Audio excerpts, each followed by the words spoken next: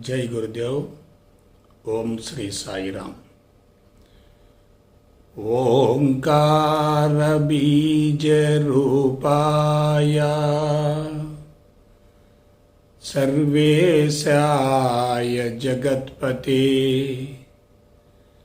प्रथमाय नमस्तुभ्यं सत्य साई गणाधिपा। ओम साईश्वराय विद्महे सत्यदेवाय धीमहि तन्नः सर्वः प्रचोदयात्। ओम शांति शांति शांति। हरिः ओम। श्री गुरुभ्यो नमः। हरिः ओम। जय गुरुदेव। ప్రేమాత్మ స్వరూపులారా, నేను మీరు గురు సందేశంలో వేదవ్యాస మహర్షిని గురించి తెలుసుకున్నారు. వేదవ్యాస మహర్షి ఆధ్యాత్మికతకు ఏ విధంగా పటిష్టమైనటువంటి పునాదులు వేశారో తెలుసుకున్నారు.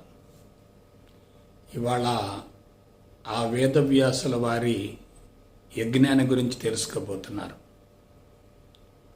వారు ఏ విధంగా ఆధ్యాత్మికతకు బలమైనటువంటి పునాదులు వేశారో ఆ విధానాన్ని గురించి, ఆ యజ్ఞాన్ని గురించి మీరు తెలుసుకోబోతున్నారు.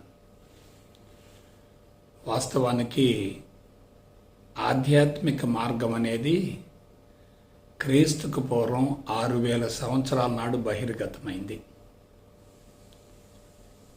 భారతదేశంలో ఉన్నటువంటి పవిత్రమైనటువంటి ఉన్నతమైనటువంటి ఆర్య సంతతి యొక్క మేధస్సుల నుండి ఆ మహోన్నత కళాత్మక జీవన విధానం వెలుగులోకి వచ్చింది. అయితే క్రీస్తుకు పూర్వం 6000 సంవత్సరాల నాడు భారతదేశపు నైసర్గిక స్వరూపం ఎలా ఉంది? జనాభా చాలా తక్కువగా ఉంది, వనరులు పుష్కలంగా ఉన్నాయి, ప్రకృతి సుభిక్షంగా ఉంది, కుటుంబ వ్యవస్థ బలోపేతం కాలేదు, మానవులంతా ఆటవికంగా ఉన్నారు, జంతు ప్రవృత్తితో ఉన్నారు, నాగరికత ఛాయలు కూడా కనిపించలేదు, ఎక్కువ మంది ఒంటరి జీవితానికే అలవాటు పడి ఉన్నారు. అటువంటి తరుణంలో అవసరం లేకుండానే ఇటువంటి మహోన్నత కళాత్మక జీవన విధానం వెలుగులోకి రావటం అంటే ఒక రకంగా ఆశ్చర్యకరమే. అవసరం ఉండి అన్వేషణ ద్వారా అది వెలుగులోకి రావటానికి, అవసరం లేకుండా ఆకస్మికంగా వెలుగులోకి రావటానికి మధ్య స్పష్టమైనటువంటి వ్యత్యాసం ఉంటుంది. అవసరం లేకుండా ఆకస్మికంగా వెలుగులోనికి వచ్చిందంటే అందుకు మూల కారణం అంతరంగమందలి ఉత్పరివర్తనమే, ఆకస్మిక పరిణామమే. అందులో ఎటువంటి సందేహం లేదు.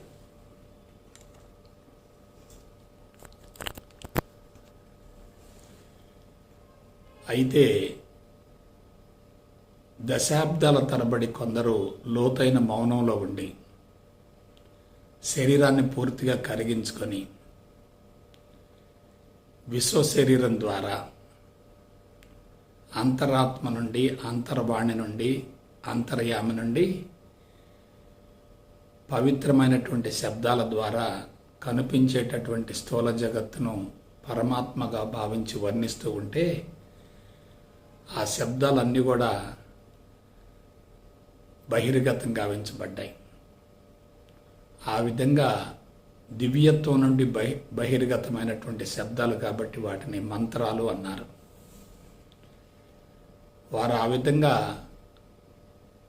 ఆత్మస్థితికి చేరి ఆత్మదృష్టి ద్వారా కనిపించేటటువంటి స్థూల జగత్తును అంతటినీ పరమాత్మగా భావిస్తూ వర్ణించడం వల్ల ఎదుర్కొన్నటువంటి శిష్యులు కొంతమంది వాటిని ప్రత్యక్ష అనుభూతి ద్వారా తెలుసుకోవటం, నేర్చుకోవటం, అనుభవంలోకి పొందటం జరిగింది. అనుభవాన్ని పొందినటువంటి వ్యక్తి ఆ సారాంశాన్ని అందిస్తున్నప్పుడు ఎదురుగా ఉన్నటువంటి శిష్యులు ప్రకృతిలో ఉండి ప్రకృతిని ప్రత్యక్షంగా గమనిస్తూ నేర్చుకోవటం ద్వారా గురువు యొక్క మేధస్సు నుండి శిష్యుల యొక్క అంతరంగంలోనికి ఆ సమాచారం ప్రవేశించే రికార్డ్ అయింది. ఆనాడు శిష్యులు ఎలా ఉండేవారు? ఏకసంతాగ్రాహులుగా ఉండేవారు. ఆ విధంగా గురువు నుండి శిష్యునికి అనుసృతంగా అటువంటి విలువైన సమాచారం అందించబడింది కాబట్టి ప్రారంభంలో వాటిని అన్నిటిని కూడా శృతులు అన్నారు. అయితే ఇక్కడ కీలకమైనటువంటి విషయం ఏంటంటే, అవసరం లేకుండానే ఆధ్యాత్మిక జీవన విధానం వెలుగులోకి వచ్చింది. ఏదైనా ఒక క్లిష్టమైన సమస్య వచ్చినప్పుడు, సంక్షోభం తలెత్తినప్పుడు పరిష్కారం కోసం లోతైనటువంటి అన్వేషణ జరుగుతుంది. ఆ అన్వేషణ ఫలితంగానే ఒక మంచి మార్గం వెలుగులోకి వస్తుంది. కానీ క్రీస్తుకు పూర్వం 6000 సంవత్సరాల నాడు అసలు అవసరమే లేదు కదా. కానీ ఈ చరాచర జగత్తుకు ఏదైతే ఆధారమో దాని గురించి కొంతమంది లోతుగా అధ్యయనం చేసి పరిశోధన చేసి అంతర్వాణి నుండి అత్యంత విలువైన సమాచారాన్ని అందించడం అనేది మామూలు విషయం కానే కాదు. ఆ విధంగా కొన్ని తరాల వరకు అటువంటి విధానం కొనసాగుతూ వచ్చింది. అయితే క్రీస్తుకు పూర్వం 3000 సంవత్సరాల నాటికి అవసరం లేనటువంటి ఆధ్యాత్మిక మార్గాన్ని అందుకునే వాళ్ళు తగ్గిపోతూ వచ్చారు, అందించే వాళ్ళు కూడా తగ్గిపోతూ వచ్చారు. అటువంటి విలువైన సమాచారం భవిష్యత్తులో మానవాళికి అవసరమవుతుంది అనేటటువంటి భావనతోటి వ్యాస భగవాన్ల వారు చేసినటువంటి లోతైనటువంటి యజ్ఞమే వేద విజ్ఞానం బహిర్గతం కావటం. వేదవ్యాసుల వారు వేరువేరు ప్రాంతాలలో వేరువేరు కాలాలలో వేరువేరు వ్యక్తుల ద్వారా వ్యక్తీకరించబడ్డటువంటి మంత్రాలన్నింటినీ క్రోడీకరించి సంకలనం గావించి కంపోజ్ చేసి ఒక పెద్ద పుస్తకంగా మనకు అందించడం జరిగింది. ఇక్కడ అసలు విషయం ఏంటంటే, వేద విజ్ఞానం బహిర్గతమైనటువంటి విధానం చాలా కీలకమైంది. దాని గురించి తప్పనిసరిగా అందరూ తెలుసుకోవలసినటువంటి అవసరం ఉంది. ఆత్మస్థితికి చేరిన తర్వాత ఆత్మ దృష్టి నుండి కనిపించేటటువంటి స్థూల జగత్తును, దానికి సంబంధించినటువంటి సమాచారాన్ని కొంతమంది పవిత్రమైన శబ్దాల ద్వారా బహిర్గతం గావించడం జరిగింది. బయట ఒక ఆకారం ఉంటుంది. ఆ ఆకారానికి అనుగుణంగా ఆ వ్యక్తి యొక్క అంతర్వాణి నుండి శబ్దం బహిర్గతం అవుతుంది. అంటే బయట రూపం ఉంది, లోపం నుంచి నామం బహిర్గతమైంది. ఈ నామము రూపము రెండు కూడా సమాన స్థాయిలో ఉంటాయి.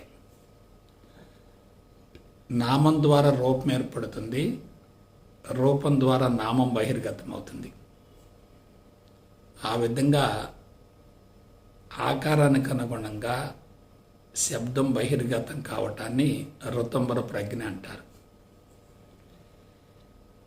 బయట కనిపించేటటువంటి స్థూల జగత్తుకు అనుగుణంగా అంతర్వాణి నుండి పవిత్రమైన శబ్దాలు బయటకు వస్తే వాటిని సంహితము అన్నారు. ఆ శబ్దాలను భౌతిక జగత్తు మీద కనిపించేటటువంటి స్థూల జగత్తు మీద ప్రయోగించడాన్ని బ్రాహ్మణము అంటారు. ఆ బయట ఉన్నటువంటి ఆ జగత్తును భగవంతునిగా భావించి అంతరంగంలోకి స్వీకరించడాన్ని ఆరణ్యకం అన్నారు. అది నేను ఒకటే, రెండు లేవు, రెండవది లేదు, అంతా భగవంతుని ప్రతిరూపమే అనేటటువంటి భావంతో అంతరంగంలోకి స్వీకరించి దాంతో ఐక్యం చెందటాన్ని ఉపనిషత్తు అన్నారు.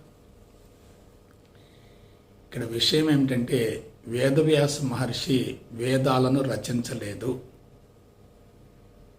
వేదవ్యాస మహర్షి వేదాలను రచించలేదు. వేదాలకు అసలు రచయిత లేడు. ప్రపంచం మొత్తంలో రచయిత లేనటువంటి గ్రంథం ఏదైనా ఒకటి ఉందంటే అది వేదమే. అందుకే వేదాన్ని అపౌరుషేయం అన్నారు. అంటే వ్యక్తి ద్వారా వెల్లడించబడింది కాదు, స్థితి నుండి బహిర్గతమైంది. వేదవ్యాసుల వారిని గురించి ఒక 4 పదాలు మనం తెలుసుకోవాలి. వారు పరిపూర్ణులు, సర్వజ్ఞులు, త్రికాలజ్ఞులు, సత్యదర్శకులు. పరిపూర్ణులు అంటే ఇక వాళ్ళు తెలుసుకోవలసింది ఏమీ లేదు. పరిపూర్ణమైనటువంటి జీవితాన్ని గడుపుతూ పరిపూర్ణమైనటువంటి జ్ఞానాన్ని పొందేటటువంటి వాళ్ళని ఒక రకంగా మహోన్నత వ్యక్తులుగా, ఋషులుగా పరిగణిస్తారు. అలాగే సర్వజ్ఞులు, వాళ్ళకి తెలియందంటూ ఏమీ లేదు. కీలకమైన అంశం ఏంటంటే సృష్టికర్తన గురించి తెలుసుకోగలిగితే సృష్టి అంతా స్వాధీనమవుతుంది. సృష్టిలో ఇరుక్కుంటే సృష్టికర్తన గురించి తెలుసుకునే అవకాశం ఉండదు. ఎవరైతే సృష్టిలో సృష్టికర్తను కూడా చూడగలుగుతారో వాళ్ళు సర్వజ్ఞులు అవుతారు, పరిపూర్ణులు అవుతారు. ఎవరైతే సృష్టిలో సృష్టికర్తను చూడగలుగుతారో వారు పరిపూర్ణులు అవుతారు, సర్వజ్ఞులు అవుతారు. అలాగే వేదవ్యాసుల వారు త్రికాలజ్ఞులు, అంటే 3 కాలాలను అంచనా వేయగలిగినటువంటి వారు. వారికి గతాన్ని గురించి తెలుసు, వర్తమానాన్ని గురించి తెలుసు, భవిష్యత్తులో సంభవించబోయేటటువంటి విపత్కర పరిణామాలను గురించి కూడా తెలుసు. అందుకే వారు భవిష్య పురాణాన్ని ప్రపంచానికి అందించడం జరిగింది. అలాగే సత్యదర్శకులు, విశ్వమంతా సత్యం మయమే, భగవంతుని మయమే. అయితే రూపం ఉన్నప్పుడు, నామాలు ఉన్నప్పుడు, ఆకారాలు ఉన్నప్పుడు, మార్పులు చేర్పులు జరుగుతున్నప్పుడు, స్థూలత్వం ఉన్నప్పుడు, భిన్నత్వం ఉన్నప్పుడు సత్యాన్ని గుర్తించే అవకాశం లేదు. ఎవరైతే కనిపించే స్థూల జగత్ అంతా కూడా భగవంతునికి ప్రతిరూపం అనేటటువంటి విషయం అనుభవంలోనికి పొందగలుగుతారో వారికి సత్యం గోచరం అవుతుంది. ఆ సత్యం అనుభవంలోకి వస్తుంది. దాన్నే సత్యదర్శనం అంటారు. అంతేకాకుండా మానవాళి మంచి మార్గం వైపుకు పయనించడం కోసం ఆంధ్ర మహాభారతాన్ని ఇచ్చారు, మహాభాగవతాన్ని ఇచ్చారు, అష్టాదశ పురాణాలను ఇచ్చారు, ఉప పురాణాలను ఇచ్చారు. బలమైనటువంటి ఆధ్యాత్మిక పునాదులు వేశారు. అందుకు మహోన్నతమైనటువంటి సుదీర్ఘమైనటువంటి యజ్ఞం చేశారు. వేదవ్యాసులు వారు చేసినటువంటి కృషి అమోఘం, అపారం, అనంతం, అనిర్వచనీయం. కేవలం దివ్య దృష్టితోటి కళ్ళు మూసుకొని విభిన్న కాలాలలో, విభిన్న ప్రాంతాలలో, విభిన్న వ్యక్తుల ద్వారా బహిర్గతం గావించినటువంటి శబ్దాలను క్రోడీకరించి సంకలనం చేసి పుస్తకంగా తయారు చేసి దానికి లిపిని ఏర్పరిచి భాషగా రూపొందించి తాళపత్ర గ్రంథాల్లో లిఖించి భావితరాలకు అందించడం అంటే అది మామూలు విషయం కానే కాదు కదా. ఒకసారి ఆలోచించండి. అందువల్ల ఆధ్యాత్మికతకు బలమైనటువంటి పునాది వేసినటువంటి వేదవ్యాస మహర్షి అవతార పురుషుడే, అందులో ఎటువంటి సందేహం లేదు. ఎవరైతే ప్రత్యేకమైన కార్యక్రమం కోసం జన్మించి ఆ కార్యక్రమాన్ని సఫలీకృతం గావిస్తారో వాళ్ళని కారణ జన్మలు అంటారు. వేదవ్యాస మహర్షుల వారు తప్పనిసరిగా కారణ జన్మలే, అందులో ఎటువంటి సందేహం లేదు. అయితే అసలు విషయం ఏంటంటే ఆధ్యాత్మిక మార్గం అనేది అనంతమైనది. అందరికీ అందుబాటులోకి రాదు, అందరికీ సాధ్యం కాదు, అందరూ దాన్ని అందుకోలేరు. భారతదేశంలో ఉన్నటువంటి ఆర్య సంతతి మాత్రమే ఆధ్యాత్మికతను గురించి అవగాహన గావించుకొని అనుభవంలోకి పొందగలిగింది. మిగతా వాళ్ళకి అది సాధ్యం కానే కాదు. అయితే ఋషులు తమ యొక్క అంతర్వాణి నుండి వెలువరించినటువంటి బ్రహ్మజ్ఞానం, ఆత్మజ్ఞానం అంతా కూడా అవరోహణ క్రమంలో కొనసాగింది. అంటే వాళ్ళ ఆత్మస్థితికి చేరిన తర్వాత ఆత్మదృష్టి నుండి కనిపించేటటువంటి స్థూల జగత్తును, దానికి సంబంధించినటువంటి సమాచారాన్ని పవిత్రమైనటువంటి మంత్రాల రూపంలో, శబ్దాల రూపంలో బహిర్గతం గావించడం జరిగింది. అది స్థితి నుండి బయటకు వచ్చింది కాబట్టి అది అవరోహణ క్రమం.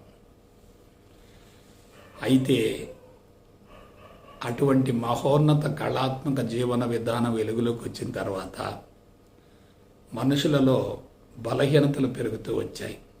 భౌతికవాదపు మత్తు పెరిగింది, యాజమాన్య తత్వం పెరిగింది, సంపద హక్కు, సంపాదన హక్కు, ఆస్తి హక్కు ఏర్పడ్డాయి. మనుషులంతా నాగరికత ఛాయల్లో పయనిస్తూ వస్తున్నారు. లోపల అరిషడ్ వర్గాలు ప్రకోపిస్తూ వస్తున్నాయి. మానవ వ్యవస్థ బలహీనమవుతుంది. దీన్ని అంతటినీ జాగ్రత్తగా పరిశీలించినటువంటి వ్యాస భగవాన్ల వారు వేద విజ్ఞానాన్ని మొత్తాన్ని కూడా భద్రపరిచారు. అంతేకాకుండా సులభంగా ఆ జ్ఞానం అందరికీ అందే విధంగా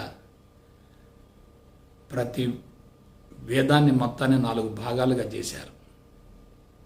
ఋగ్వేదం, యజుర్వేదం, సామవేదం, అధర్ణ వేదం.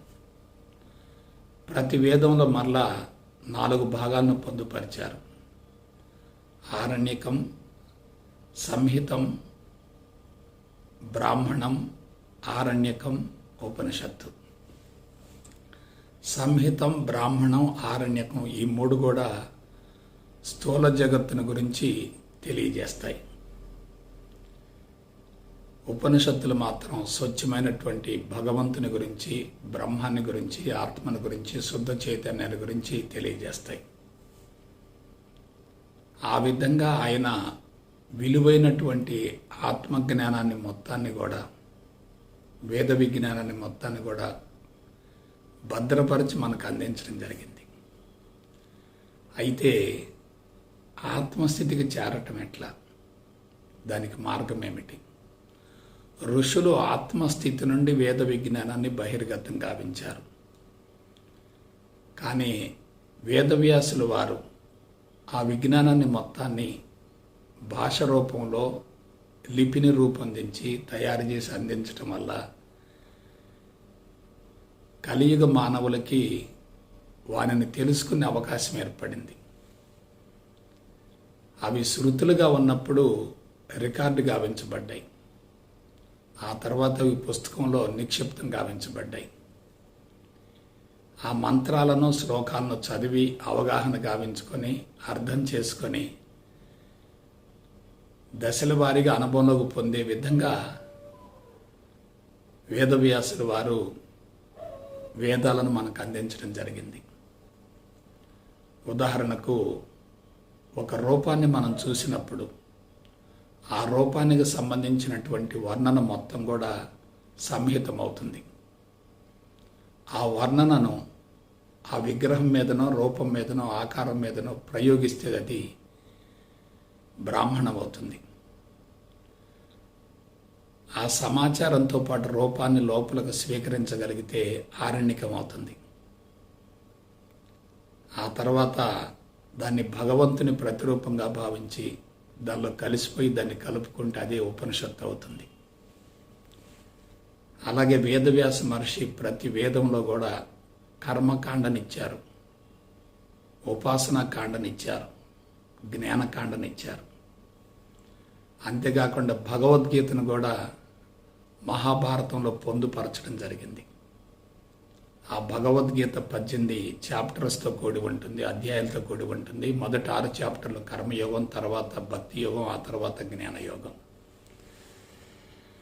అంటే ముందు మనిషి కర్మకాండతో ప్రారంభించాలి, తర్వాత భక్తి మార్గానికి వెళ్ళాలి, ఆ తర్వాత జ్ఞానంలోకి ప్రవేశించాలి, ఆ తర్వాత దాన్ని కూడా అధిగమించి ధ్యానానికి వెళ్ళగలగాలి. చూసారా, ఇది ఎంత దూరదృష్టితో అందించబడిందో ఒక్కసారి అవగాహన గావించుకోండి. ఇకపోతే త్రిమూర్తులను అందించారు. బ్రహ్మ, విష్ణు, మహేశ్వరులు. వాళ్ళు వ్యక్తులు కాదు, 3 రకాల ప్రక్రియలకు, శక్తులకు ప్రతిరూపాలు. వారి జతలో త్రిశక్తి స్వరూపాలను ప్రవేశపెట్టారు: సరస్వతి, లక్ష్మి, పార్వతి. అలాగే విగ్రహారాధనను ప్రోత్సహించారు. భక్తి ప్రపత్తులను పెంపొందించే విధంగా ఉపాసనా కాండనిచ్చారు. జ్ఞానానికి సంబంధించి ఉపనిషత్తులను ఇచ్చారు. ఏ వ్యక్తి అయినా నిరాకారానికి వెళ్ళే అవకాశం లేదు. ముందు సాకారంతో ప్రారంభించాలి, తర్వాత నిరాకారానికి వెళ్ళాలి. ఆ విధంగా కర్మకాండతో ప్రారంభించి ఆ తర్వాత ఉపాసనా కాండకి వెళ్ళి ఆ తర్వాతనే జ్ఞానకాండకి వెళ్ళాలి. వారి వారి అంతరంగ స్థితిని బట్టి, గుణగణాలను బట్టి, జీవన విధానాన్ని బట్టి ఎవరు ఏ మార్గం అవసరమైతే ఆ మార్గాన్ని ఎన్నుకునే విధంగా వ్యాస భగవాన్ల వారు ఇటువంటి విధానాలను ప్రవేశపెట్టడం జరిగింది. అయితే వ్యాస భగవాన్ల వారు వేద మంత్రాలన్నింటినీ క్రోడీకరించి సంకలనం చేసి లిపిని రూపొందించి సంస్కృత భాషలో వాటిని మనకు అందించినందువల్ల అనుభవాన్ని పొందేవాళ్ళు తగ్గిపోయారు, నేర్చుకునేవాళ్ళు పెరుగుతూ వచ్చారు. నేర్పించేవాళ్ళు తయారయ్యారు, నేర్చుకునేవాళ్ళు తయారయ్యారు. పైగా విగ్రహాలను రూపొందించడం వల్ల, త్రిమూర్తులను రూపొందించడం వల్ల, అవతార పురుషులను గురించి ప్రస్తావించడం వల్ల అందరూ కూడా ఆకారాలతోటి, వ్యక్తులతోటి, అవతారాలతోటి, విగ్రహాలతోటి విడరాని సంబంధం ఏర్పరచుకున్నారు. ముక్కోటి దేవతలను ప్రవేశపెట్టారు, త్రిమూర్తులను ప్రవేశపెట్టారు, త్రిశక్తి స్వరూపాలను ప్రవేశపెట్టారు. దేవాలయాలు వెలుగులోకి వచ్చాయి. పూజలు, పునస్కారాలు, వ్రతాలు, ఉపవాసాలు, దీక్షలు, కర్మకాండ, భక్తికాండ ఇటువంటివన్నీ కూడా వెలుగులోకి వచ్చాయి. ఇవన్నీ తప్పనిసరిగా అవసరమే, కానీ అవన్నీ ప్రాథమికమైనవి. కాబట్టి ప్రాథమిక స్థాయిలో అవన్నీ తప్పనిసరిగా అవసరమే, కానీ అందులో ఇరుక్కుపోకూడదు. విగ్రహాలు కానీ, రూపాలు కానీ, వ్యక్తులు కానీ, ఆకారాలు కానీ, నామాలు కానీ ఇవన్నీ కూడా ద్వైత విశిష్ట అద్వైతాలకు సంబంధించినవి. ఒక వ్యక్తి పరిపూర్ణుడు కావాలంటే తప్పనిసరిగా అద్వైతం కావాలి. కానీ త్రిమూర్తుల వల్ల కానీ, త్రిశక్తి స్వరూపాల వల్ల కానీ, ముక్కోటి దేవతల వల్ల కానీ, దేవాలయాల్లో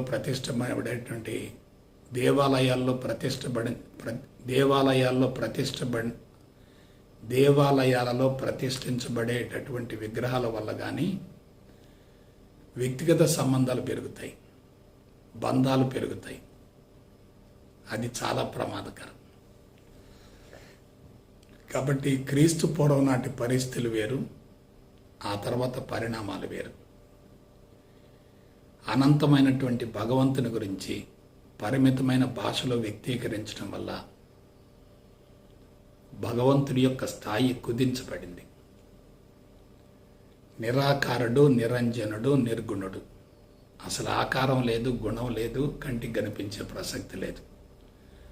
వర్ణన ఎప్పుడైతే ఉంటుందో సమాచారం అంతా కూడా అనంతమైనటువంటి భగవంతుడిని పరిమితం చేస్తుంది. అలాగే బోధించటం, తర్ఫీదునివ్వటం, శిక్షణలనివ్వటం, తెలుసుకోవటం, వల్లెవేయటం, బట్టి పట్టటం, వాటిని మరలా తిరిగి ప్రయోగించటం వంటి విధానాల వల్ల మనుషులంతా కూడా పరిమిత స్థితికి చేరుతూ వచ్చారు. ఋషులు అందించినటువంటి ఆత్మవిజ్ఞానం చాలా స్వచ్ఛమైంది. దానికి ఏమీ కలపవలసింది, తీసివేయవలసింది లేదు. అది సత్యానికి ప్రతిరూపం. అందుకే భగవద్గీతను గమనించండి. క్రీస్తుకు పూర్వం 3000 సంవత్సరాల నాడు బహిర్గతమైనటువంటి భగవద్గీతలో ఒక అక్షరాన్ని కూడా మార్చవలసిన పని లేకుండా అది అలాగే కొనసాగుతూ వచ్చింది. ఉపనిషత్తులను తీసుకుంటే అవి కూడా అలాగే ఉన్నాయి, బ్రహ్మసూత్రాలు కూడా అలాగే ఉన్నాయి. ఎందువలన ఋషుల యొక్క అంతర్వాణి నుండి వెలువడ్డటువంటి పవిత్రమైనటువంటి శబ్దాలు కాబట్టి వాటిని మార్చవలసినటువంటి అవసరమే లేదు. కానీ శూన్యస్థితి నుండి, ఆత్మస్థితి నుండి, అంతర్వాణి నుండి, ఆత్మదృష్టి నుండి అందించేటటువంటి వ్యక్తి యొక్క అంతరంగం ఎలా ఉంటుంది, నేర్చుకునే వ్యక్తి యొక్క అంతరంగం ఎలా ఉంటుంది, అనుభవాన్ని పొందిన వ్యక్తి అందరికీ అందనంత స్థాయిలో కొండ శిఖరం మీద ఉంటాడు. అతడి క్రిందన్నటువంటి పరిసరాల మొత్తాన్ని చూస్తూ ఉంటాడు. క్రిందన్న వ్యక్తి కొండ మీద జ్యోతిని చూస్తాడు, కానీ జ్యోతిని చేరాలి కదా. కాబట్టి మానవ సౌలభ్యం కోసం ఆధ్యాత్మిక విధానం అంతా కూడా దశల వారీగా రూపాంతరం చెందుతూ వచ్చింది. కొంతమంది శరీరాన్ని శుద్ధి చేయటం కోసం ఆసనాలను ప్రవేశపెట్టారు. కొంతమంది ఇంద్రియాలను పటిష్టపరచడం కోసం ప్రాణాయామాన్ని ప్రవేశపెట్టారు. కొంతమంది సూర్య నమస్కారాలు అన్నారు. కొంతమంది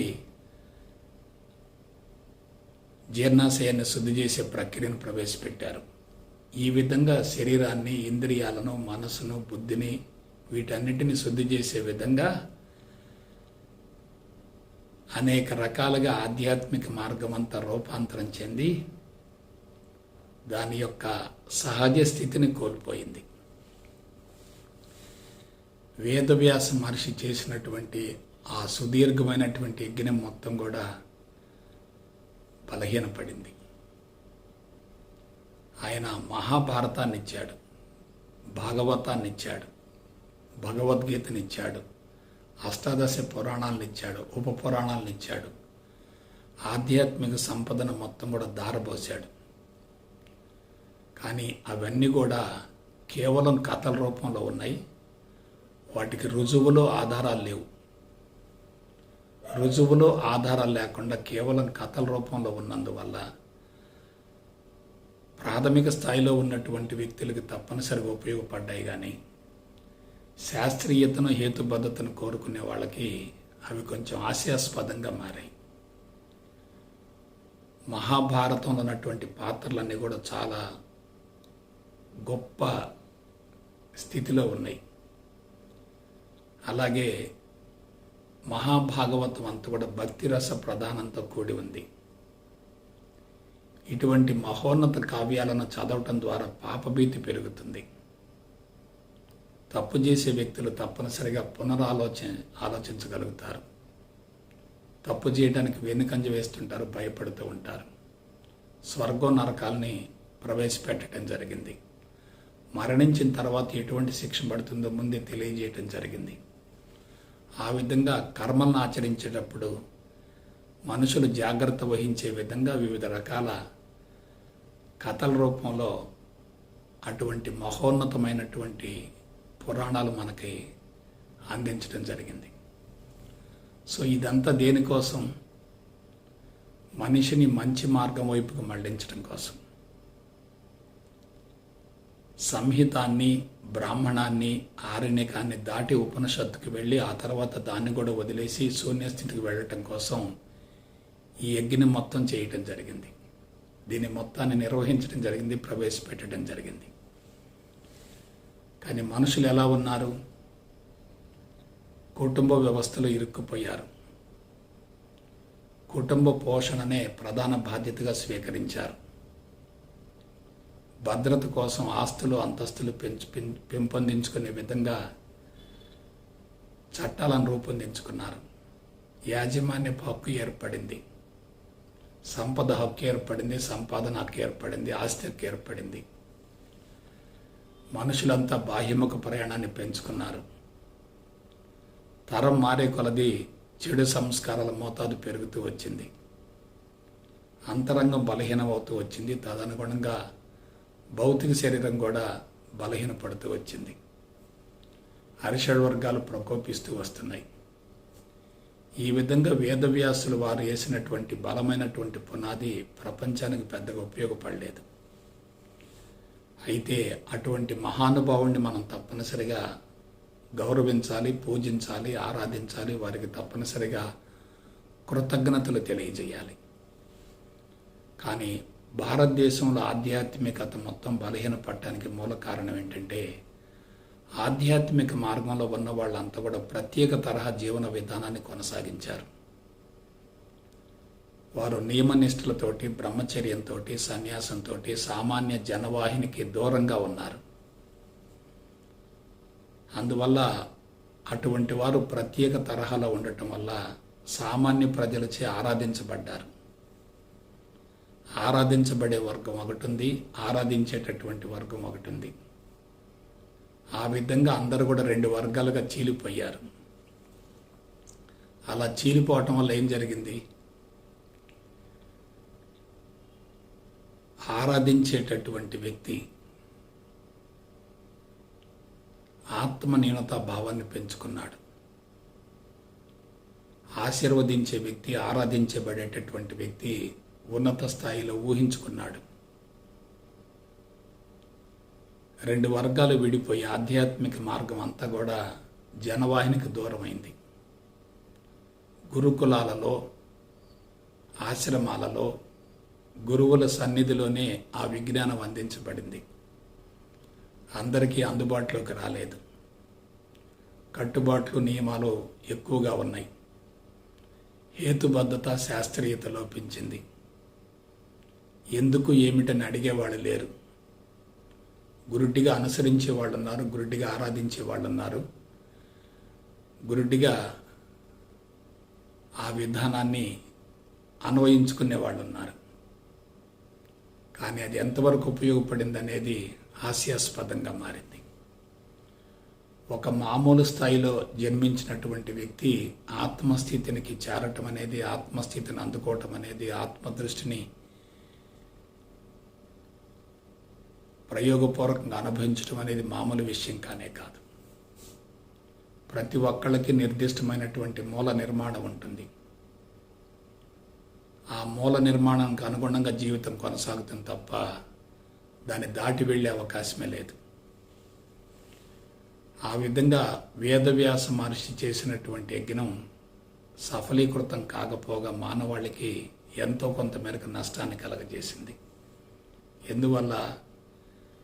విగ్రహాలు కానీ, పూజలు కానీ, పునస్కారాలు కానీ, వ్రతాలు కానీ, ఉపవాసాలు కానీ, దీక్షలు కానీ ఇవన్నీ కూడా బంధాలను పెంచాయి, బాహ్యముఖ ప్రయాణాన్ని పెంచాయి, వ్యక్తి పూజలను పెంచాయి, వ్యక్తి ఆరాధనలు పెంచాయి.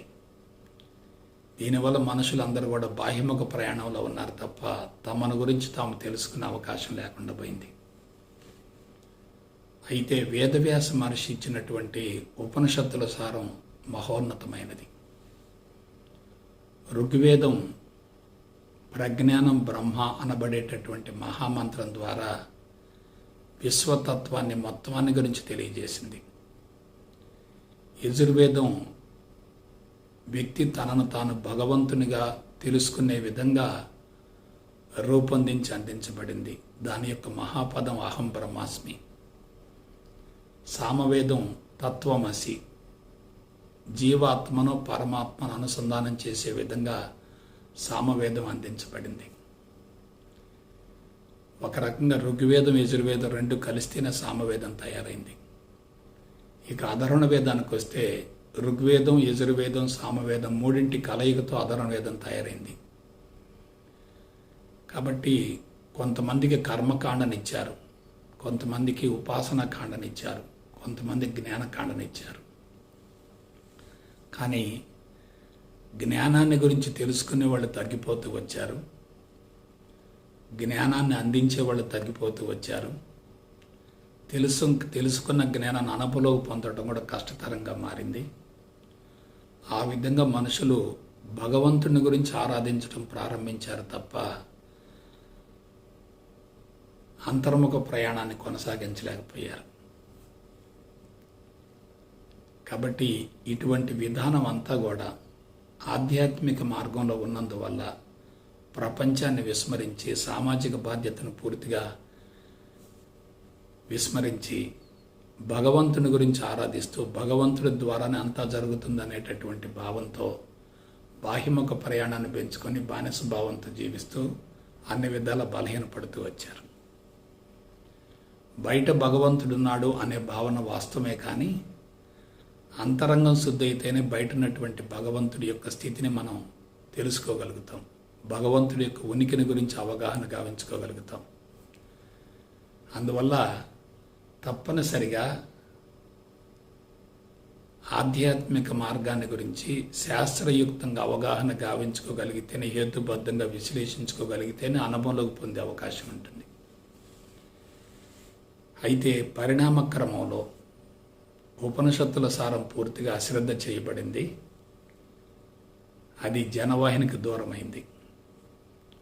అది కూడా స్వచ్ఛమైనటువంటి ఆధ్యాత్మికతను అందించడం ద్వారా మనిషి దాన్ని అందుకోవటానికి విపరీతంగా శ్రమించవలసి వచ్చింది.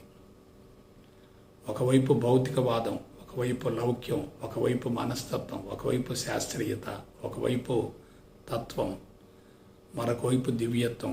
వీటిని విస్మరించి నేరుగా ఆధ్యాత్మికతను అందుకునే అవకాశమే లేదు. ఇకపోతే క్రీస్తు శకం తర్వాత ప్రపంచవ్యాప్తంగా సంభవించినటువంటి పరిణామాలను జాగ్రత్తగా పరిశీలించేటట్లయితే పెట్టుబడిదారీ వ్యవస్థ బలోపేతమైంది. ఒక వర్గం దోపిడికి గురవుతూ వచ్చింది, మరొక వర్గం దోపిడీ చేస్తూ వచ్చింది. వ్యక్తి వ్యవస్థలో పూర్తిగా బంధించబడ్డాడు. తెలివి మీద సంపత్తి ఉన్నటువంటి వాళ్ళంతా కూడా పరిపాలనా సంబంధమైనటువంటి వ్యవహారాలను చక్కబెట్టుకొని చట్టాన్ని, న్యాయాన్ని రూపొందించుకొని యంత్రాంగాన్ని తయారు చేసుకొని సంపాదనకు అలవాటు పడి, భద్రత ముసుగులో బంధించబడి, సుఖానికి అలవాటు పడి, సులభతరమైన జీవితం కోసం ఆరాటపడుతూ సైన్సు సాంకేతిక పరిజ్ఞానంతో విపరీతంగా పరిశోధన చేసి పారిశ్రామిక ఉత్పత్తుల ద్వారా వస్తువులను తయారు చేసుకొని భౌతికవాదంలో పూర్తిగా ఇరుక్కొని పోయి అన్ని విధాల బలహీనపడ్డారు. ఒక విషయం చెప్తున్నాను, పాశ్చాత్య దేశాలన్నీ కూడా బాహ్యముఖ ప్రయాణంలో ఉన్నాయి. భారతదేశంలో ఆధ్యాత్మికత ఉన్నప్పటికీ అది కూడా బాహ్యముఖ ప్రయాణంలోనే ఉంది. భారతదేశంలో ఆధ్యాత్మిక విధానం ఉన్నప్పటికీ అది కూడా బాహ్యముఖ ప్రయాణంలోనే ఉంది. ఈ విధంగా బాహ్యముఖ ప్రయాణం పెరగటం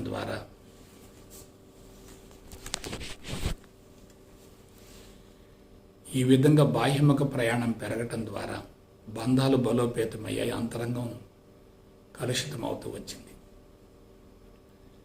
వనరులు తరిగిపోతూ వచ్చాయి, పోరాటం పెరుగుతూ వచ్చింది, ఆరాటం పెరుగుతూ వచ్చింది.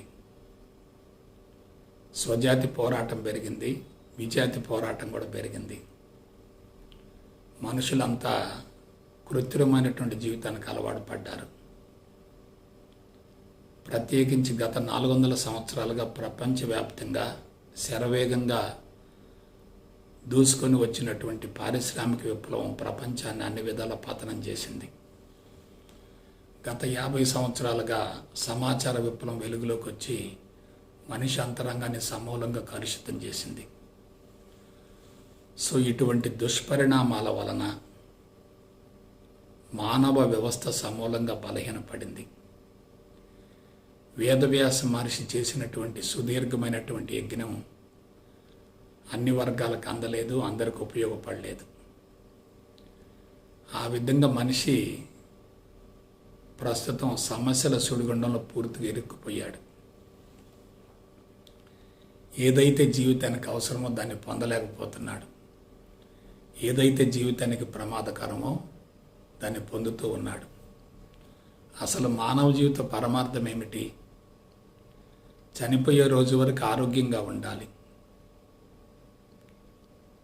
ప్రశాంతత ఉండాలి, సంతృప్తి ఉండాలి, అన్నింటిని మించి ఆనందం ఉండాలి. అది అంతరంగ శుద్ధి ద్వారా మాత్రమే సాధ్యమవుతుంది తప్ప బాహ్యపరమైనటువంటి ప్రయాణం వల్ల సాధ్యమయ్యే ప్రసక్తి లేదు. కానీ మనుషులంతా ఏమయ్యారు? బాహ్యముఖ ప్రయాణంలో పూర్తిగా నిమగ్నమయ్యారు. అంతరంగాన్ని విస్మరించారు. అంతరంగ శుద్ధి మీద దృష్టిని కేంద్రీకరించలేదు. ఈ పరిణామంలో మాతృత్వం అనేటటువంటి యజ్ఞం సమూలంగా భగ్నమైంది.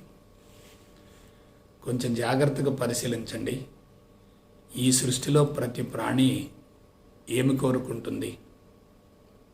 ఫలవంతమైన సంతానాన్ని ప్రకృతికి కానుకగా అందించి విశ్వంలో సునాయాసంగా కలిసిపోవాలని ఆరాటపడుతూ ఉంటుంది. అదే జీవుల యొక్క ధర్మం, జీవుల యొక్క కర్తవ్యం. మానవుడు కూడా అందుకు భిన్నమేమీ కాదు. మానవ జీవితం కూడా జంతు ప్రవృత్తిలో ఒక భాగమే కదా. కాకపోతే మానవుడికి తెలివి మేధా సంపత్తి ఎక్కువగా ఉంది. అందువల్లనే మనిషి ఒంటరి జీవితాన్ని వదిలిపెట్టాడు, స్వేచ్ఛాయుత జీవితానికి స్వచ్ఛ పలికాడు. అతను సామూహిక సంఘ జీవనానికి మారాడు. కుటుంబాన్ని పోషించవలసిన అవసరం వచ్చింది. అందరికీ వసతులు కల్పించవలసినటువంటి బాధ్యత ఏర్పడింది. ఈ విధానం అంతట్లో మనిషి ఏమయ్యాడంటే సుఖానికి అలవాటు పడ్డాడు, ఆనందాన్ని పూర్తిగా పోగొట్టుకున్నాడు. సుఖానికి అలవాటు పడి ఆనందాన్ని పోగొట్టుకున్నటువంటి వ్యక్తి యొక్క అంతరంగం ఎలా ఉంటుందో మీరు ఆలోచించండి. మేధావులంతా కూడా శారీరక సుఖాన్ని ఆనందంగా భ్రమించారు. అదే సమయంలో ఆధ్యాత్మికత అందరికీ అందనందువల్ల, అనుభవాన్ని పొందనందువల్ల అపరిపక్వంగా ఉన్నటువంటి వ్యక్తులు, అనుభవం లేనటువంటి వ్యక్తులు కేవలం సమాచారాన్ని మాత్రం సేకరించి దాన్ని ప్రపంచానికి అందించడం వల్ల బోధన శాతం పెరుగుతూ వచ్చింది, ఆచరించే వాళ్ళు తగ్గిపోతూ వచ్చారు. పాండిత్యం ఎక్కడైతే ఎక్కువగా ఉంటుందో అనుభవం తక్కువగా ఉంటుంది. అనుభవించినటువంటి వ్యక్తి బోధించినప్పుడు అది సత్యం అవుతుంది. అనుభవించకుండా కేవలం పాండిత్యాన్ని అందిస్తే అది మాటల గారడి అవుతుంది. అందువల్ల మనుషులంతా ఏమయ్యారు? మనుషులంతా ఎలా తయారయ్యారు?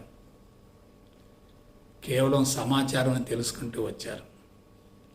సమాచారాన్ని తెలుసుకోవటం కోసం ప్రయత్నించే వాళ్ళంతా మేధావులే.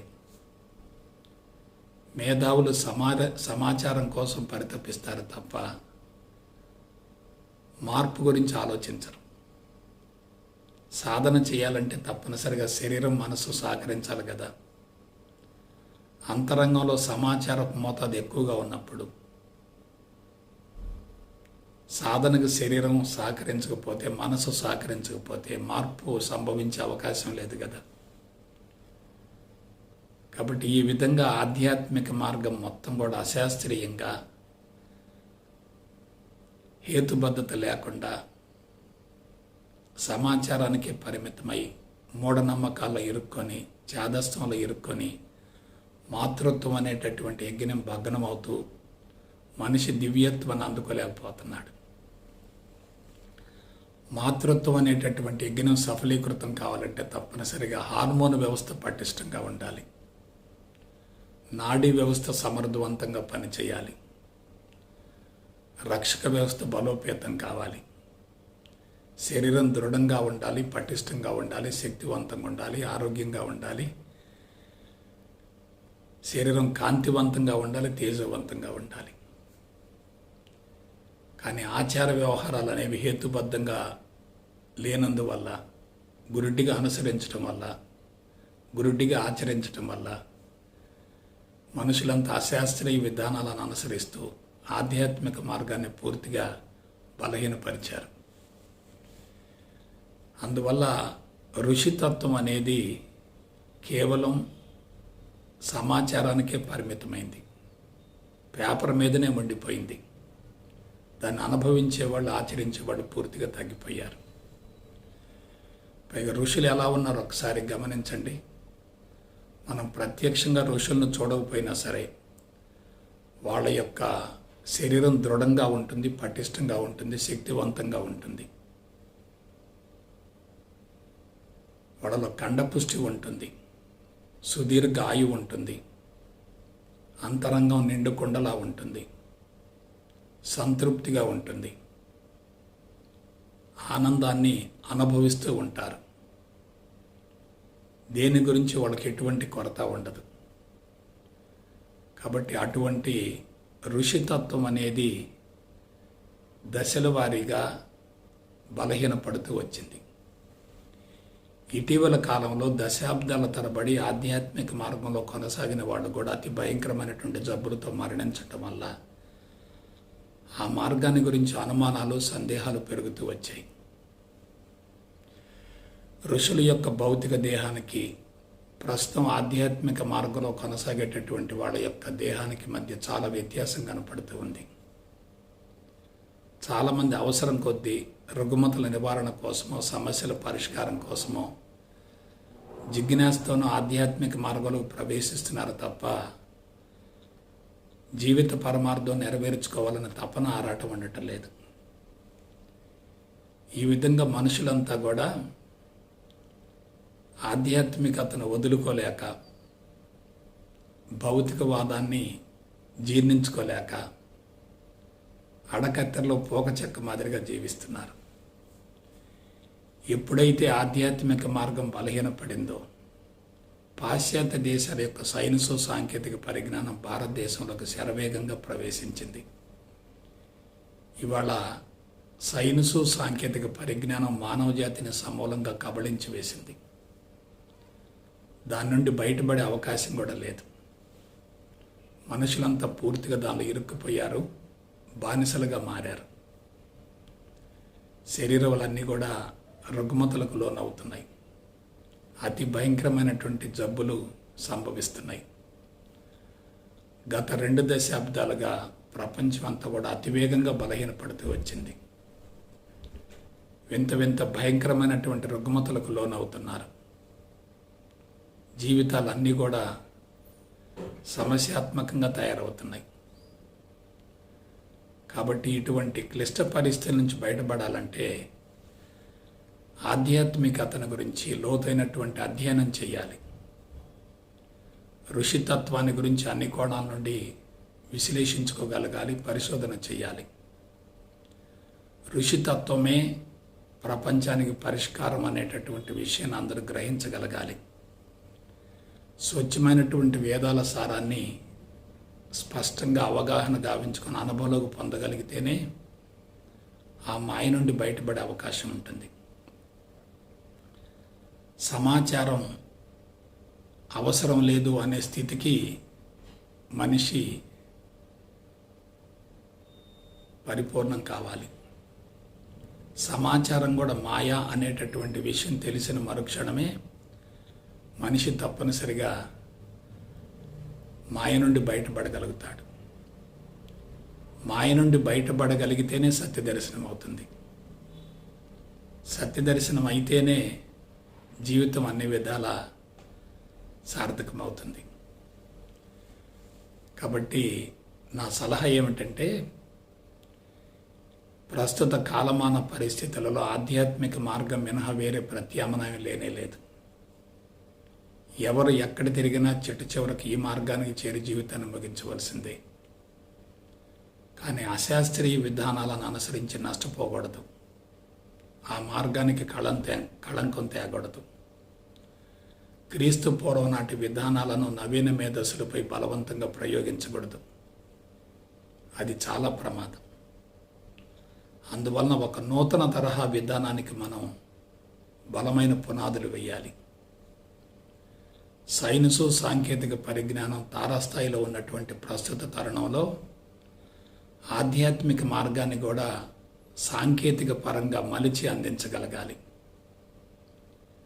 సాంకేతికత ఉంది అంటే తక్కువ సమయంలో తక్కువ శ్రమతో ఎక్కువ లబ్ధి పొందే అవకాశం ఉంటుంది. కాబట్టి ఆ విధంగా ఆధ్యాత్మికతను నూతన తరహాలో రూపొందించి అందించగలగాలి. మీరు గురు సందేశాలను జాగ్రత్తగా పరిశీలించండి. ఒక క్రొత్త తరహాలో అందించబడుతున్నాయి. నేను ఎక్కడ సమాచారాన్ని సేకరించకుండా అంతర్వాణి నుండి అందిస్తున్నాను. నా జీవితానికి అన్వయించుకున్న అనుభవసారాన్ని మీకు అందిస్తున్నాను. అనుభవసారాన్ని అందించినప్పుడు అది తప్పనిసరిగా ఎదుటి వ్యక్తిని ప్రభావితం చేస్తుంది. కాబట్టి ఆ విధంగా ఒక నూతన పంథాలో మనం ముందుకెళ్ళగలిగితేనే మనల్ని మనం రక్షించుకోగలుగుతాం. మనం ఆ విశ్వాలయం నుండి బయటపడగలిగితేనే ప్రపంచాన్ని విడుదల గావించేటటువంటి అర్హతను పొందగలుగుతాం. ప్రస్తుత కాలమాన పరిస్థితులలో మనిషి ఆధ్యాత్మికతను అందుకునేటటువంటి పరిస్థితులు లేడు.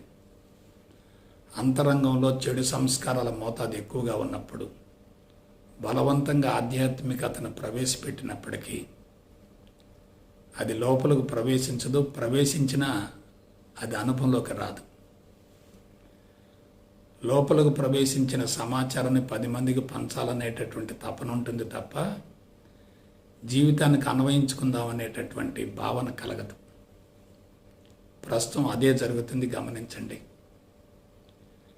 విపరీతంగా ప్రచారం జరుగుతుంది, కానీ ప్రపంచంలో మార్పు మాత్రం రావటం లేదు. ఎందువల్ల? ప్రచారం ముఖ్యం కాదు, ఆచారం చాలా ముఖ్యం. ఆచారం లేని ప్రచారం ఎందుకు? ఆలోచించండి. అందువల్ల మనం ఋషితత్వాన్ని గురించి అన్ని కోణాల నుంచి లోతుగా అధ్యయనం చేసి దానిని జీవితానికి అన్వయించుకోగలిగితే జీవితం తప్పనిసరిగా సార్థకమవుతుంది. ఆ దిశగా మన ప్రయాణం సాగిద్దాం. గురు సందేశాలను పదే పదే వింటూ ఉంటే తప్ప సూక్ష్మమైనటువంటి అంశాల పట్ల అవగాహన ఉండదు. ఆ విధంగా ఒక నూతన తరహాలో, నూతన పంథాలో ముందుకు సాగుదాం. మనల్ని మనం సంరక్షించుకుందాం. ప్రపంచాన్ని మంచి మార్గం వైపుకు పయనింపజేసే ప్రయత్నం చేద్దాం. అందుకు గురు సందేశాలను మీరు తప్పనిసరిగా ఉపయోగించుకుంటారని మనసా వాచ కర్మణ కోరుకుంటూ సెలవు తీసుకుంటా.